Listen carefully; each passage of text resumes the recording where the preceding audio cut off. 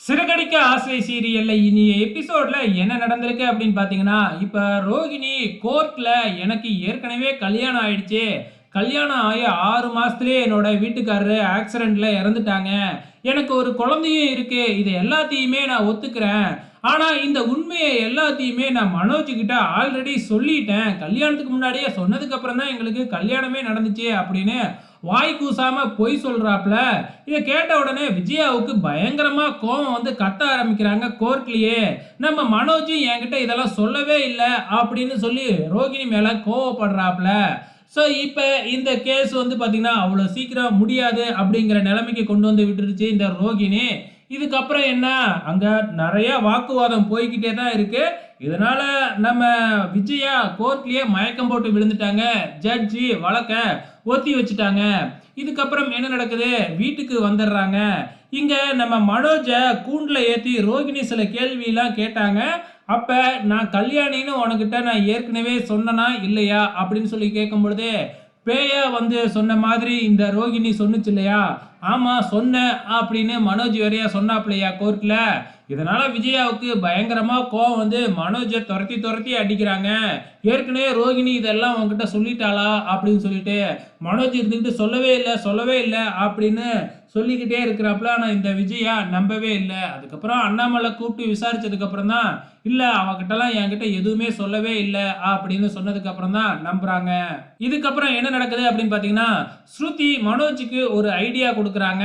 நீ ரோகிணிக்கு ஃபோன் பண்ணு. ஃபோன் பண்ணி ரோகிணி சொல்லுவாள்ல ஏன் இப்படி சொன்னேன் அப்படின்னு சொல்லிட்டு அதை ரெக்கார்ட் பண்ணிட்டோம்னா நம்ம கோர்ட்ல அதை காமிச்சு இவ சொல்றதெல்லாம் பொய் அப்படின்னு சொல்லிடலாம் அப்படின்னு ஐடியா கொடுக்குறாங்க. ஆனா ரோஹிணி தான் ஆல்ரெடி ஃப்ராட் ஆச்சு. இப்படி எல்லாம் நடக்கும் அப்படின்னு முன்கூட்டியே தெரிஞ்சு வச்சுக்கிட்டு தான் வாயால எந்த உண்மையுமே போன்ல சொல்லவே இல்லை. இது முடிஞ்சதுக்கு அப்புறம் என்ன நடக்குது? நம்ம ரோகிணி இந்த சிந்தாமணிக்கு ஃபோன் பண்ணி காசு கேட்குது எனக்கு செலவுக்கு வேணும் அப்படின்னு சொல்லிட்டு. சிந்தாமணியும் ரோகிணி மாரி ஒரு ஃப்ராடு தானே, என்கிட்ட காசு இல்லை நான் வேணா ஒருத்தவங்கள வட்டிக்கு வந்து கொடுக்க சொல்கிறேன், அவங்க வட்டிக்கு கொடுப்பாங்க நீ அவங்க கிட்ட கட்டிக்கே அப்படின்னு தன்னோட காசை இன்னொருத்தக்கிட்ட கொடுத்து அனுப்புது. இந்த ஃப்ராடு வந்து எப்படியாச்சும் விஜயாவோட வீட்டை அபகரிக்கணும் அப்படின்னு திட்டம் போட்டுக்கிட்டு இருக்கு. அது தெரியாம இந்த ரோகிணி வந்து பார்த்தீங்கன்னா சிந்தாமணி கூட சேர்ந்துக்கிட்டு சில வேலையெல்லாம் பார்த்துக்கிட்டு இருக்கு. இப்போ சிந்தாமணியோட பொண்ணு வருது வீட்டுக்கு. வந்த உடனே நம்ம சிந்தாமணி வெளியில் கிளம்புறாங்க. எதுக்காக கிளம்புறாங்க அப்படின்னு பார்த்தீங்கன்னா, அந்த பூ கட்டுற போட்டிக்கு போகணும் இல்லையா? மீனாவோட போட்டி போட்டு ஜெயிச்சா வந்து பார்த்தீங்கன்னா அந்த கான்ட்ராக்ட் கிடைக்கும் இல்லையா? ஆல்ரெடி வந்து பார்த்தீங்கன்னா அந்த மேனேஜரை மிரட்டி வச்சிருக்கு இந்த சிந்தாமணி. அதனால எனக்கு தான் கிடைக்கும் அப்படின்னு தன்னோட பொண்ணுக்கிட்டே சொல்ல பயங்கரமா கோவம் வந்து இப்படிலாம் பண்ணினீன்னா நான் உங்ககிட்ட பேசவே மாட்டேன் அப்படின்னு சொன்னதுக்கப்புறம் சரிம்மா நான் அந்த கான்ட்ராக்டுக்கே நான் போகவே இல்லை அப்படின்னு சொல்லிடுது. இப்போ நம்ம மீனாவும் இங்கே கிளம்பிக்கிட்டு இருக்கிறாங்க அந்த போட்டிக்கு. டக்குன்னு மேனேஜர் ஃபோன் பண்ணி கடைசி நேரத்தில் சிந்தாமணி வரலன்ட்டாங்க, அதனால இந்த கான்ட்ராக்டை உனக்கே கொடுத்துட்றம்மா அப்படின்னு சொன்னதுனால நம்ம மீனாவும் முத்துவும் பயங்கர சந்தோஷத்தில் இருந்துக்கிட்டு இருக்கிறாங்க. அந்த நேரம் பார்த்து இந்த ஸ்ருதி அழுதுகிட்டே வீட்டுக்குள்ள வராங்க. என்னன்னு பார்த்தா இந்த நீத்து பயங்கரமான வேலையை பார்த்து வச்சிருக்கு.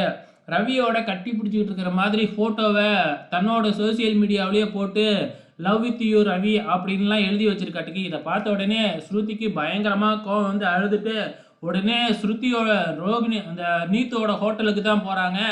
அங்கே என்னடானா இந்த நீத்து கேக்கில் ரவி பேரெல்லாம் எழுதி வச்சு வெட்ட போய்கிட்டு இருக்கு. அங்கே இருக்கிற ஸ்டாப்லாம் என்ன இந்த பொண்ணு இவ்வளோ கேவலமாக பண்ணிக்கிட்டு இருக்கு அப்படிங்கிற மாதிரி பேசிக்கிட்டு இருக்கும் பொழுது அங்கே வர்ற ஸ்ருதி அந்த கேக்கை எடுத்து நீத்துவோட மூஞ்சிலேயே அடிச்சிடுறாங்க.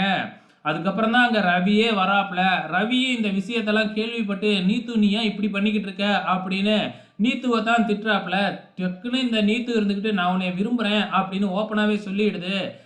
இதனால ஸ்ருதி பயங்கரமாக கத்திட்டு அங்கேருந்து கிளம்பிடுறாங்க.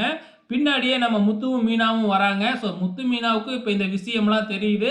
இதுக்கப்புறம் என்னதான் நடக்க போகுதுன்னு தெரியல. வெயிட் பண்ணி பார்க்கலாம்.